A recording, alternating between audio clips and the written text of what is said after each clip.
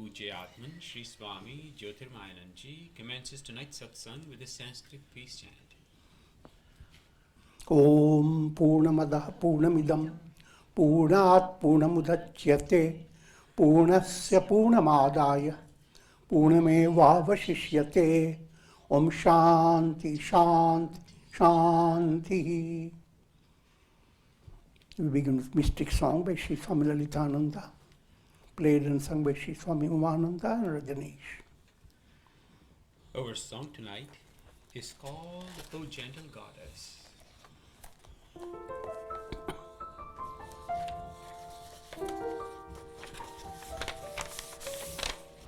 The cold winter night has fallen. The demons are near in our dreams. Alone I pray, alone I wait. O gentle goddess, touch me with your goodness. Touch me with your beauty.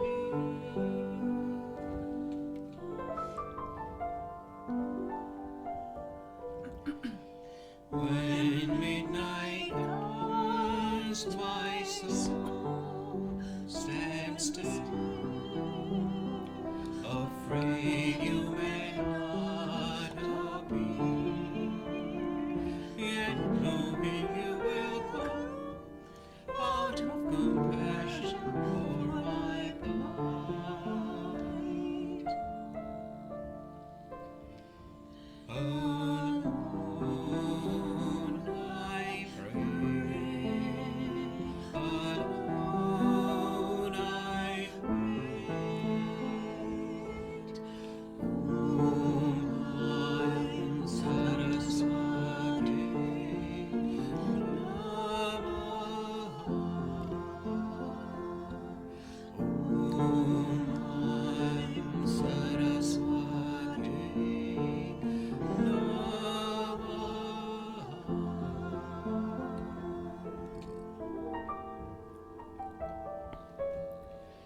The curtain moves, the winter is gone, and the dawn of spring spreads through my window. You are here with me at last. Oh, gentle goddess, touch me with your goodness. Touch me with your beauty. Om Saraswati Namaha. Om Saraswati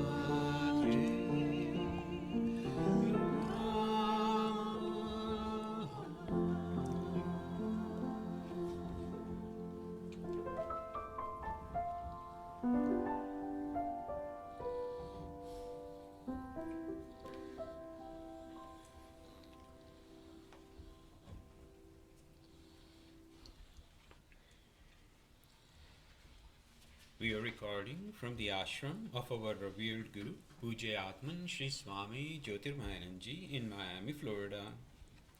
Today is December the 11th, 2018, Tuesday evening, and tonight Swami Ji will be lecturing on the Yoga Vasistha.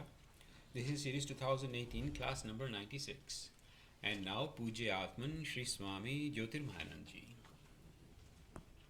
Om Brahmanandam Param Sukhadam Kevalam Jnana Murtim Dvandvatitam Gagana Sadrisham Tattvamasya Laksham Ekam Nityam Vimalamachalam Sarvadhi Sakshi Bhutam Bhavatitam Trigunarattam Sadgurum Tam Namami Om Adorations to Sadguru, who is Brahman, the giver of supreme bliss, embodiment of pure consciousness, one without a second, vast as the ether, infinite, eternal, beyond the three gunas and their modifications, the supreme preceptor. Yoga Vasistha Utpatti Prakarana. This is the last portion of the Utpatti Prakarana. Utpatti means origination, coming into existence, to be born. And in this Utpatti Prakarana, the focus was about the birth of intuitive knowledge. So far it is only birth. Baby form. Now the baby has to become a stable character. And that will be the next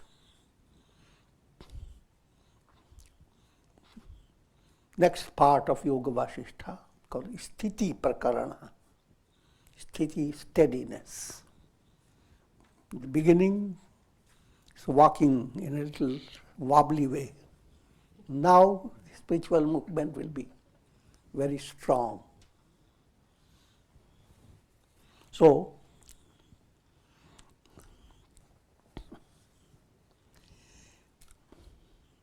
as long as an insight into Maya is not gained, so long it will continue to create great illusions.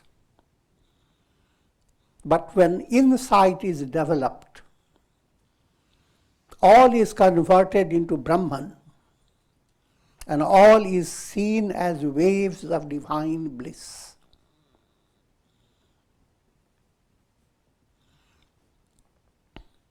This is a profound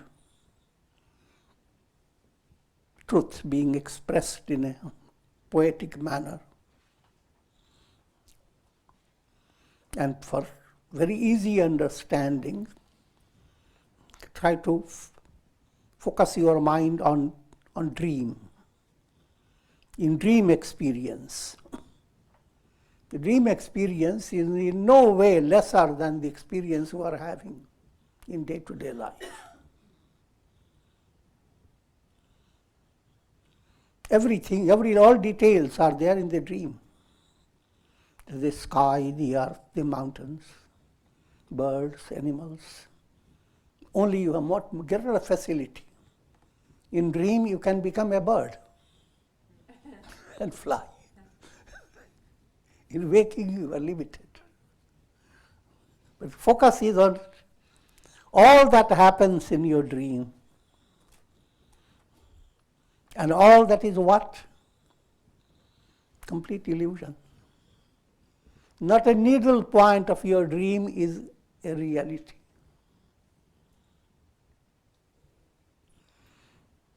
But as long as you don't wake up or develop waking insight, you are subject to countless problems, countless terrible situations.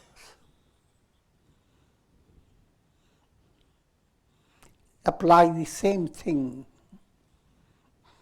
in your day-to-day life.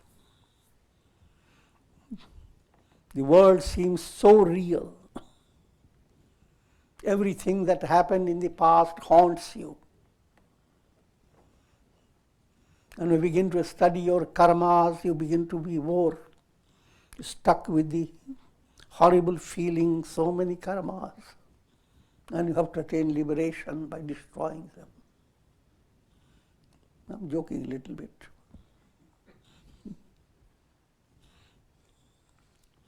But allow your mind to be guided in a proper way. And look at this whole experience as a dream, just like you saw in your dream. You don't know yourself.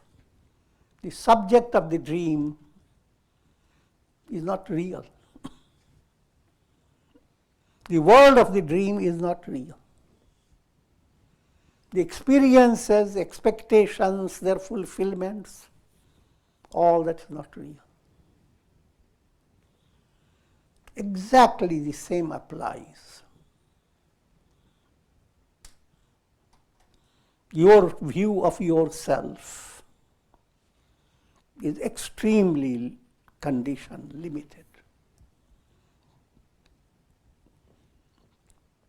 Sometimes you are listening to your nervous system, who am I?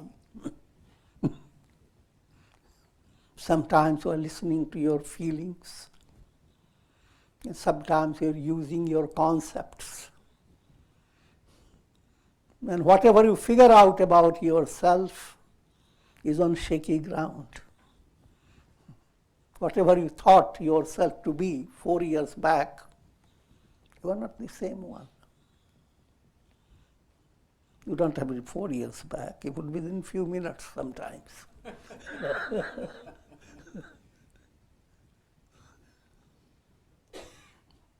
So the subject, what you consider yourself and your all attainments and all ideas of when you are born, how many things have happened, all that you have gathered, kind of illusion.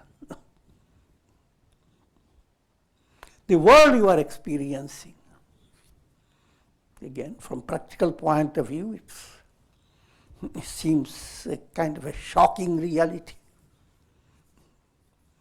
Millions of light years have gone on,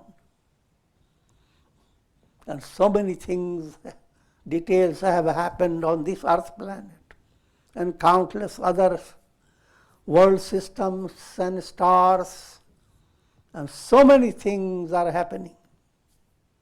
It's a big world. That's shocking news. It's not real. Because this is being brought to you on the basis of your brain and your nervous system.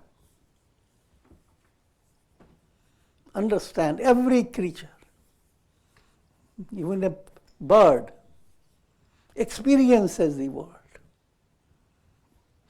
And the world that the bird experiences, to that bird, that's the real world. But that has no reality from another angle. Mm-hmm. What a fox experiences, that's a different matter. What tiger experiences. So among human beings, again, people in different levels. No two personalities experience the world exactly the same. That world is, the world you are experiencing matches up with your conditioned mind. Just like you put on a blue glass, everything becomes blue. So the blue world that you see is matching up to your blue glass. Consider your brain and your whole mental system like a glass. The soul puts on spectacles and tickled by the spectacles that it sees.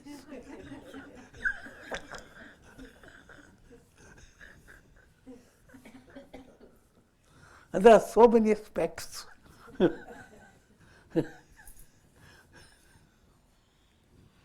In divine factory, there are no endless specks. Can put on specks of fox, lizard,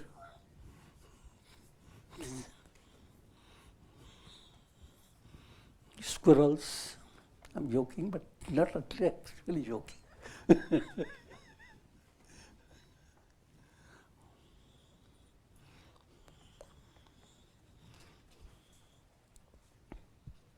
If you were to understand that, practical reality is not affected. You handle your practical realities, but while doing so, allow yourself to wake up to a higher level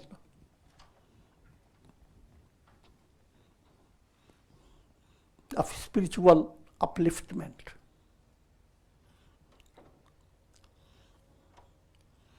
And for that you have already been told about the integral yoga formula. So allow the integral yoga to operate in your daily life, your action, karma yoga, your emotion, bhakti yoga, your willing process as dhyana, meditation, and your understanding, jnana. All these must continue, no matter how much you may hear about the unreality of the world. Do not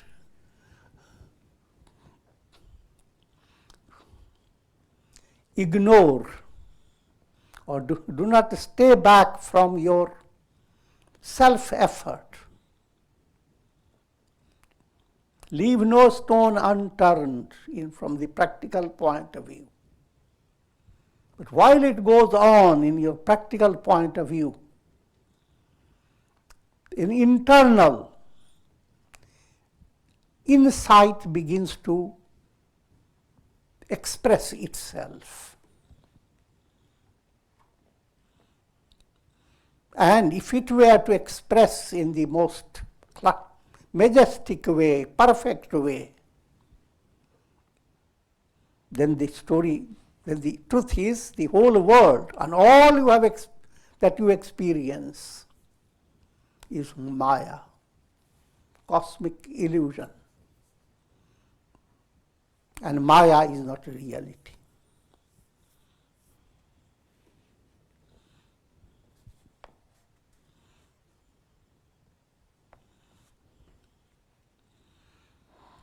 And once that illusion is removed, the truth shines on. The truth there's nothing but Brahman, the Absolute. And Brahman is pure awareness. For easy, allowing your mind to understand it in a better way, the scriptures describe Brahman as Satchit Ananda. Brahman is absolute Sat, existence. So, you are the reality within you, the real I am, that is never in trouble. And therefore realizing the real I am is not an impossibility. But keeping up with the idea, the body I am, that's absolute illusion.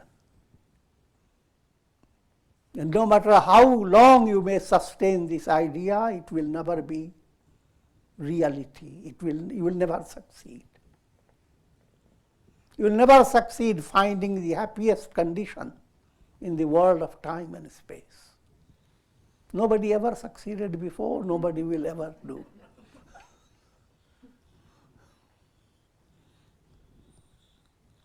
But that's not to make life miserable.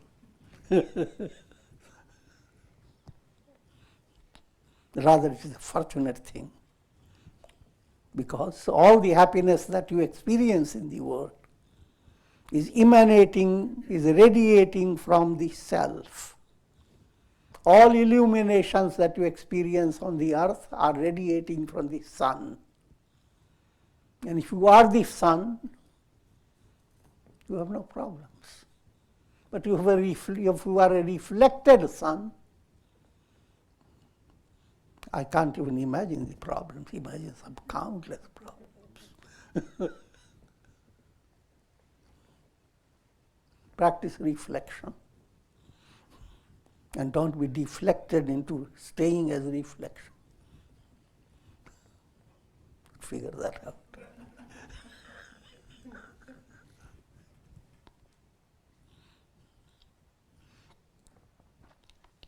The innermost self. Now, who am I? That's the greatest mantra, the mystic key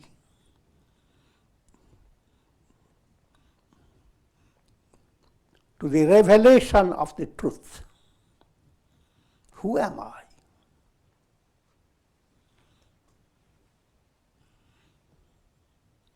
And the scripture says that I am, the innermost self, is Brahman, the absolute.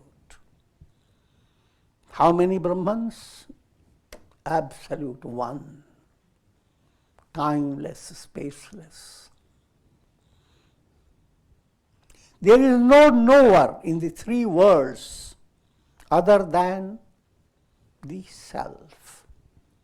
So when you begin to follow that in a profound way, how do I know the objects of the world?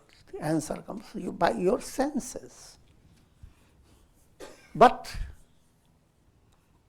senses themselves do not complete your experience. Mind must be with your senses. But the mind again is not independent. It is backed up by intellect. And intellect is backed up by cosmic mind. If you follow through, then ultimately all is backed up by the absolute self, light of lights.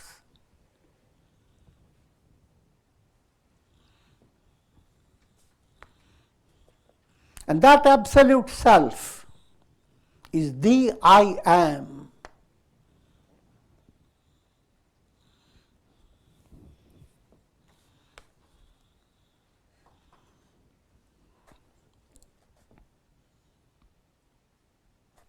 There is no knower in the three worlds other than the self. There is no experiencer or enjoyer in the three worlds other than the self. Even though he comes in contact with objects that are pleasant or painful, a sage adopts the vision of negation. Sanskrit word badha drishti.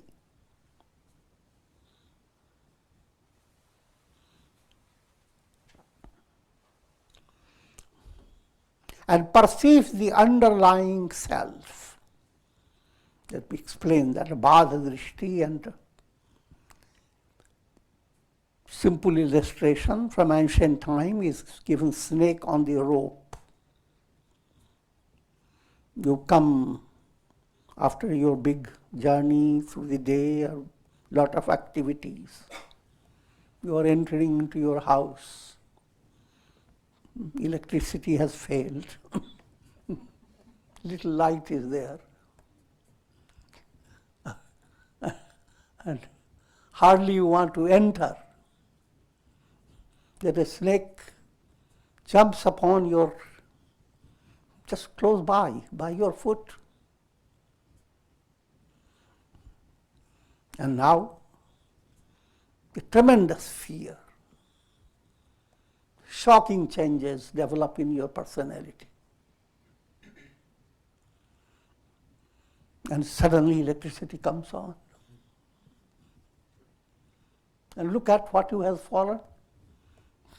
Got once something loose from your roof.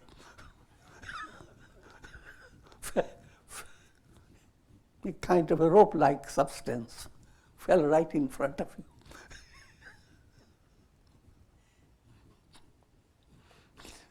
But before the electrical light came on, you were under terrible fear. And you have already damaged yourself. You have to recover. In spite of you know that it is a rope. But some people under fear, they torture themselves, they break their heads.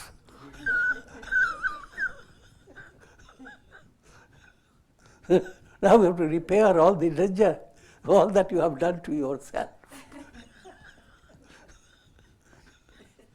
even though you know it is just a rope.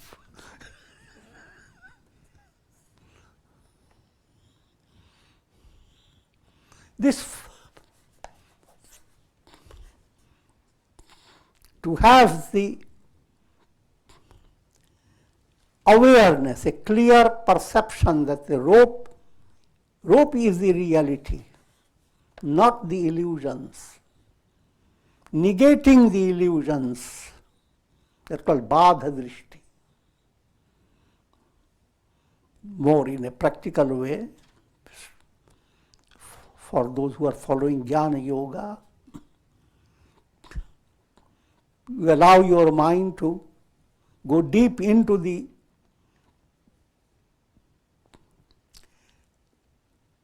analysis of your body. Your body has, we speak of body in three aspects: physical body, subtle body, causal body.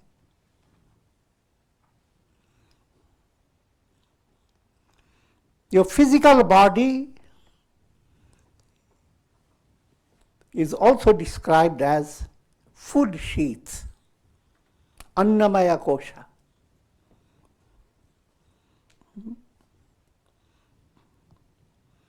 The body that is sustained by matter, food. Behind that sheath, this physical sheath, I am not, that's called badha. Negating, I am not the physical sheath. Negating, I am not the vital sheath. The functions of vital energy. Negating, I am not the mind and senses, I am not the manomaya kosha. Negating, I am not the intellect and ego, vijnanamaya kosha.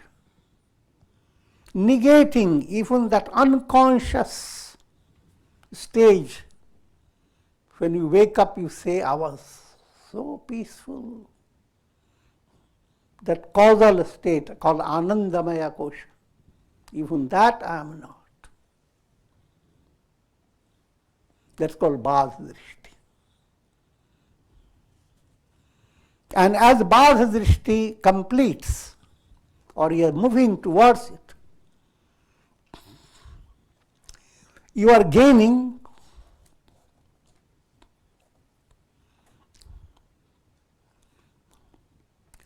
avabodha drishti. Put it more in a simple way, jnana drishti. Jnana drishti, all is Brahman. But in assimilating it, you are doing it stage by stage. I am not the body. I am Brahman. I am not the pranas, vital forces. While you are negating it, you are also asserting I am Satchit Ananda. I am existence, consciousness and bliss. Everything is progressive. It doesn't happen within seconds like that.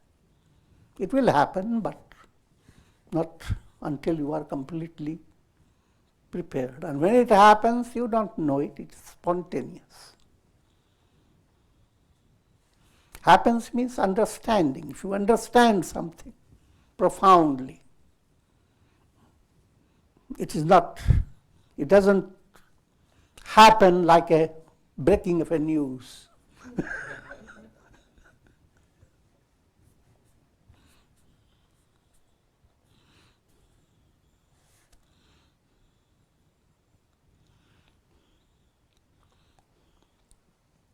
It is this vision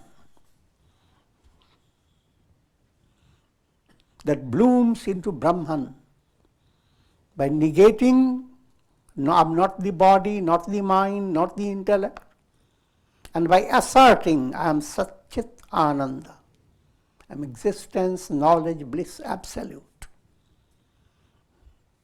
The process climaxes into Aham Brahmasmi, I am Brahman. And that's your real experience of the self. Until then, you are aswastha, means you are sick. The Sanskrit word for health is swasthya, swa, self, and abiding in the self is sthiti, swastha, swasthya.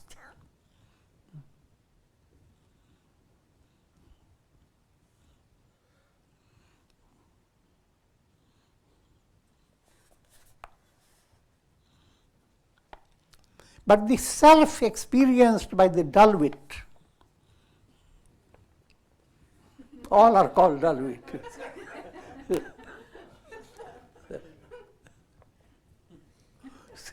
Sages were not afraid of people. Swing them.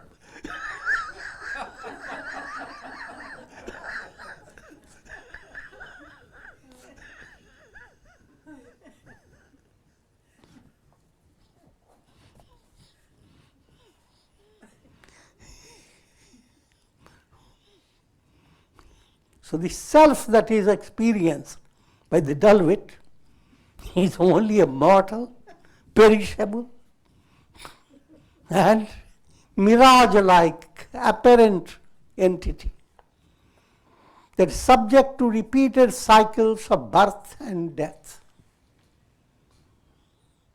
That's what haunts everyone. Soul, you never know what situation you are going to face. And every situation defined by your karma. And karma will never end. And you are constantly looking for stability and perfection in the world of time and space. And that world itself has no reality. Looking for perfect stability in your dream. Sometimes people get tricky dream within the dream.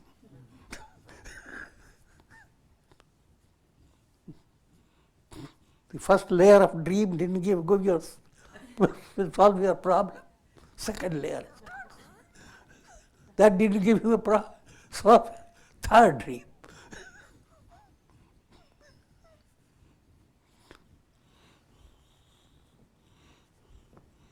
And putting in a more figurative way, that's the predicament of all souls.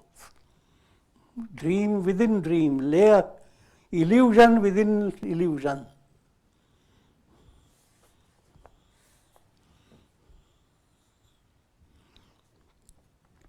But now the comforting news, no matter how much you may be drawn into the marshy swamp of illusion, soul within you cannot be destroyed. Soul that is not enlightened is called jiva. Your jiva is indestructible. Jiva-hood is destructible. But jiva is not this. Yeah? Jiva is indestructible. Every time the jiva enters into embodiment, it comes with a hood.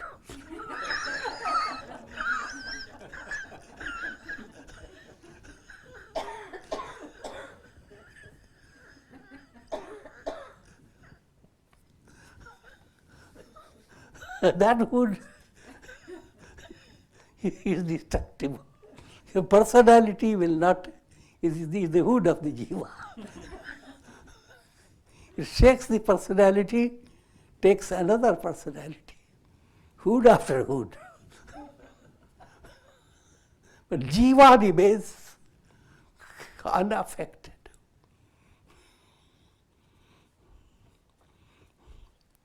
But it is addicted to hoods.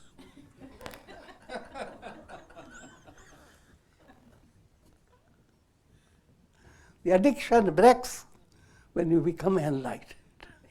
Then jiva, shaking off possibility of a hood, becomes Shiva, becomes the absolute self.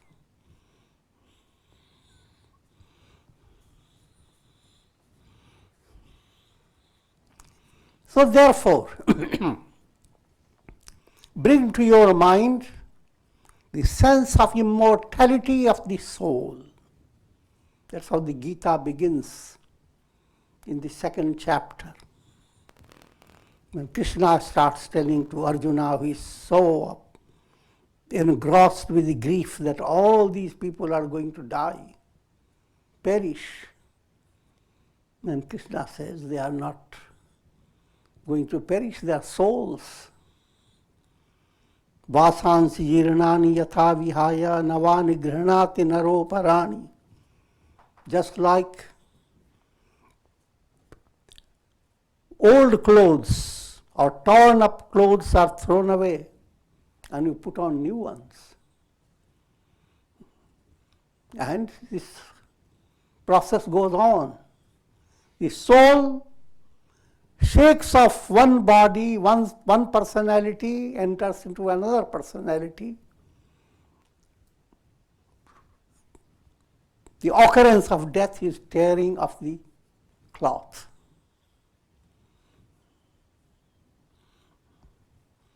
And so therefore, soul never dies. So no matter whatever may be the karmic situation, don't grieve over the soul, neither of yours nor others. Soul is not going to die. But coming to receiving instruction from this great truth, try to understand what is the purpose, what will make the soul free from the cycle of birth and death, and allow that process to enter your personality. That's yoga, that's integral yoga, that's real dynamic religion. Anything else is fake.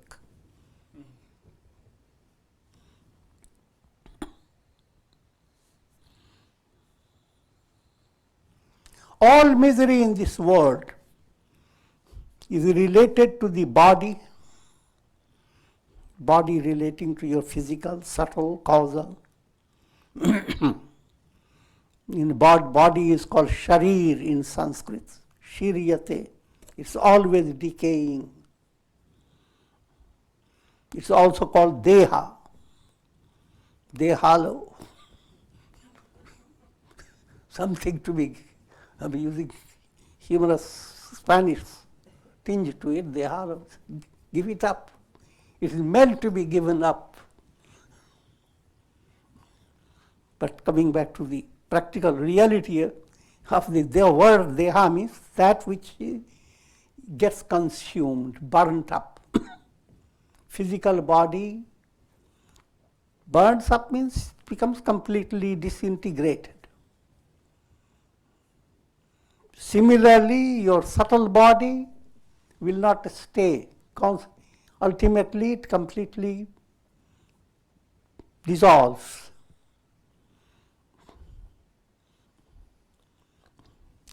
And another point is brought out, that the body you possess, the idea I am the body, is burnt up by the fire of knowledge, tattva jnana.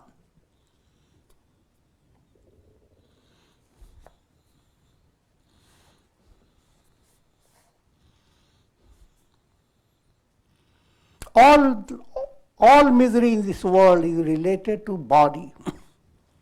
How can it affect the self, which is beyond the reach of the mind and senses? Body, mind, senses, intellect, all these are like instruments. The soul is using them. Soul itself is not those instruments.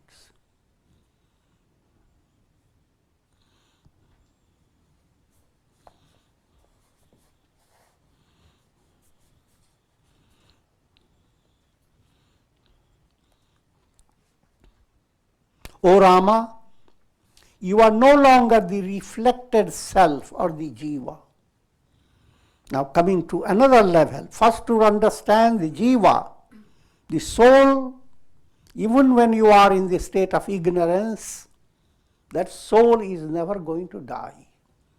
So don't feel that you are going to become non-existent, that you are going to perish from your very root. That's not possible. That gives you some comfort.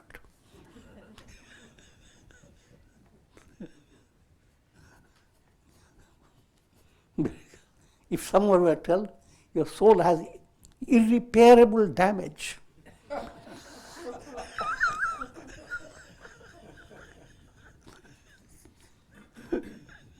that would be terrible news. But that is not so.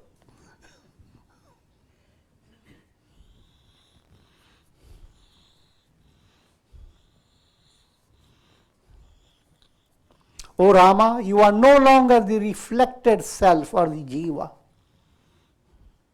You are Brahman, the absolute. Even as an ignorant jiva, you would not be destroyed when the body is destroyed. Now with the awareness of the self, how can you entertain the thought of destruction? Two stages. First, to understand, go on working, jiva is immortal. I am. Not the body, not the mind, I am the jiva that has to become Shiva. And there is no other way. This is the ultimate destiny of the jiva. It cannot perish. Next, when you pursue the purpose of your existence and attain enlightenment, you have now discovered the soul's immortality is the absolute reality of the self. Self alone is. The question of mortality, they never existed.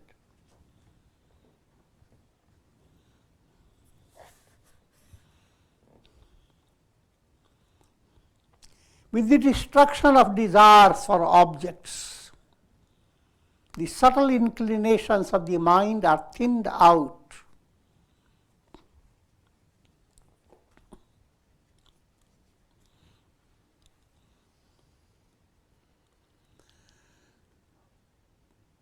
What you are being led to understand, in this process of attaining enlightenment, there are three stages: manonash, vasanakshaya, tattvagyan. Manonash, when you come to realize objects, they are not the real source of your happiness. Actually, you are creating that by your own illusion.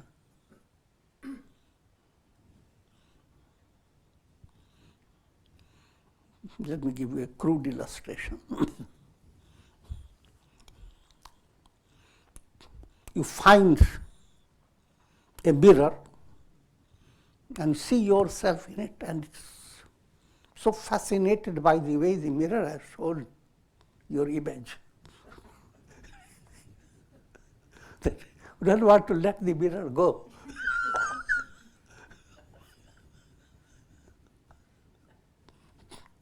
And you develop the hobby of acquiring mirror after mirror. And packed up your house with countless mirrors.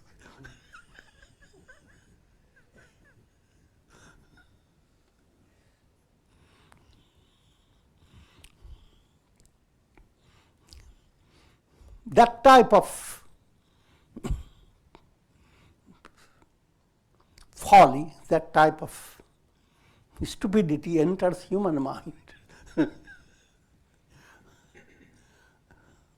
All objects that give you happiness, you don't realize, or first your your desire, the concept, illusion polishes the object.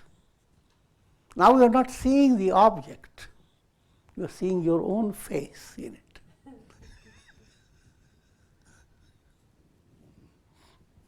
And since it gives you a special flavor of seeing your face shining in different ways, you want all those objects closer to you. Any one that behaves differently, you want to break it. So that's all the world that you love. The world is not giving any happiness. You are giving them the credit by your foolishness.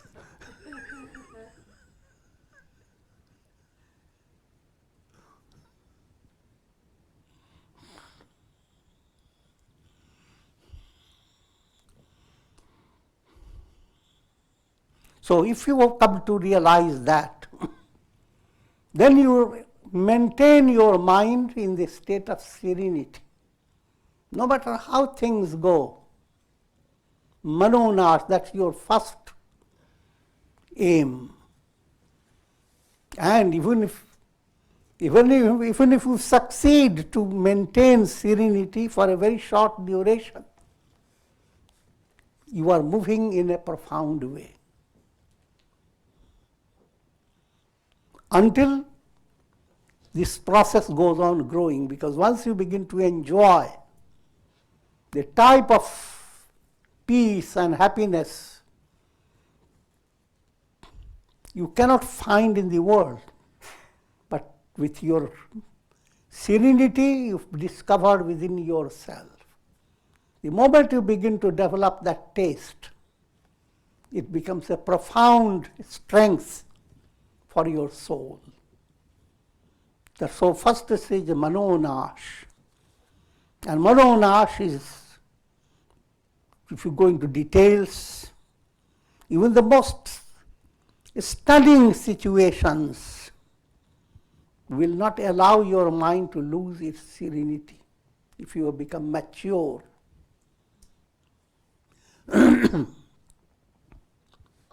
But along with manonash, what is happening? The mind is the one that gathers vasanas.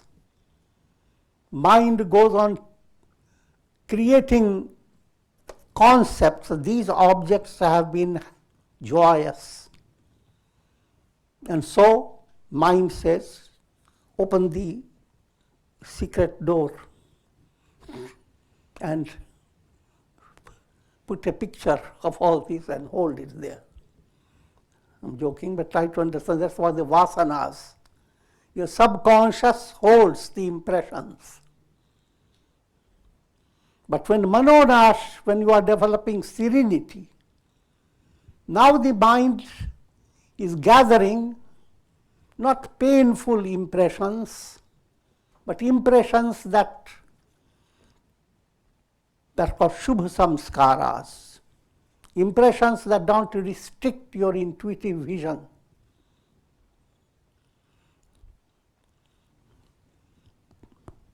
The point is, what's happening in your vasana level? The gross vasanas, vasanas that were sustaining egoism, attachment, hatred, fear, those vasanas are moving away.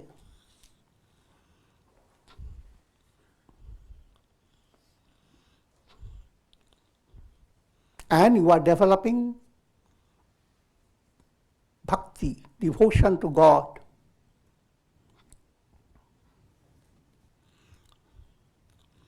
The whole process is called vasana kshaya.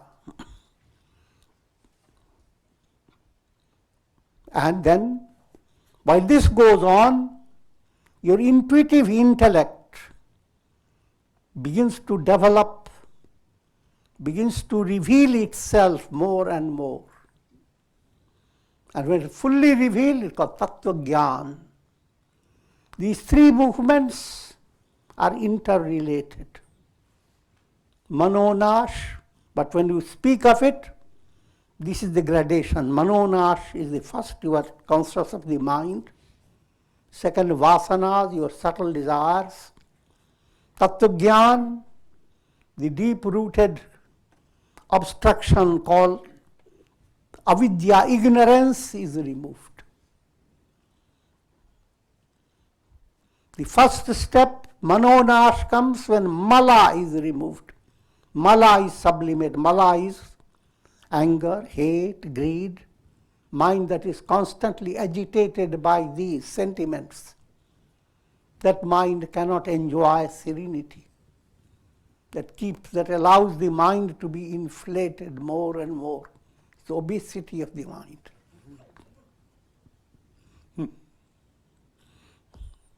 But serenity, mind becomes a form of transparency. It is there, at the same time it's not there. Along with this, so manonash direct is focused on removing mala, gross impurities. Vasanakshaya is focused on vikshepa, distractions of the mind. If you have impure vasanas, mind is constantly distracted by your subconscious.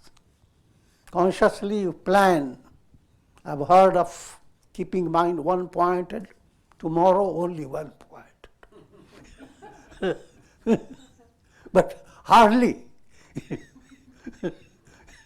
Tomorrow comes, you are already thinking, suppose I have spent the one-pointed whole day and become enlightened by the evening. What will I do?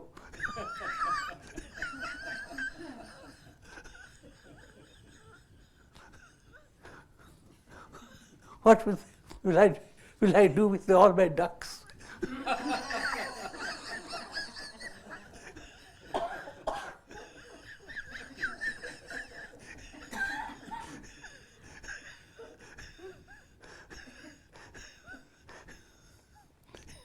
So your practice of one-pointedness is in big trouble.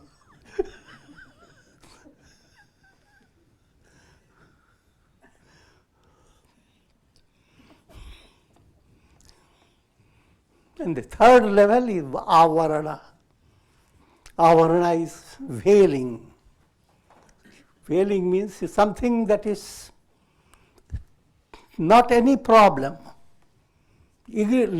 Darkness is not a problem, but it remains a problem as long as you don't have light in your hand. Once you have a flashlight, you don't have the problem. Should I have to detail on it? So, this is called, darkness was the veiling. It has no substance. As enlightenment comes, that veil moves away.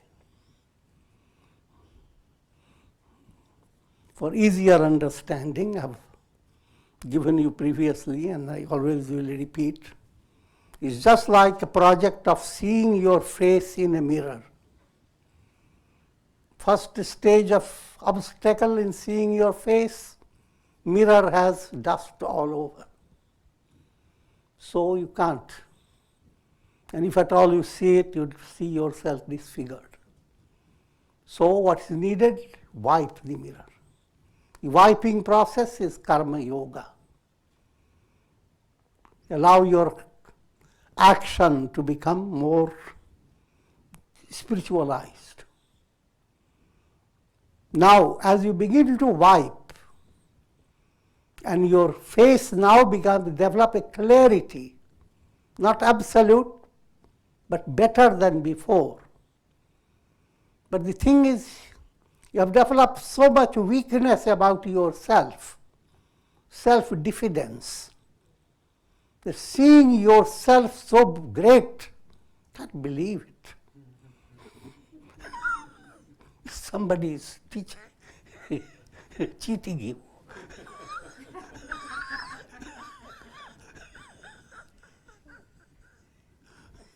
So, imagine, since you don't believe it, and at the same time you admire it, your hand shakes. And your image of yourself shakes everywhere. That's removed by devotion and meditation, bhakti and dhyana. That trouble is called vikshepa, caused by subconscious, impure vasanas.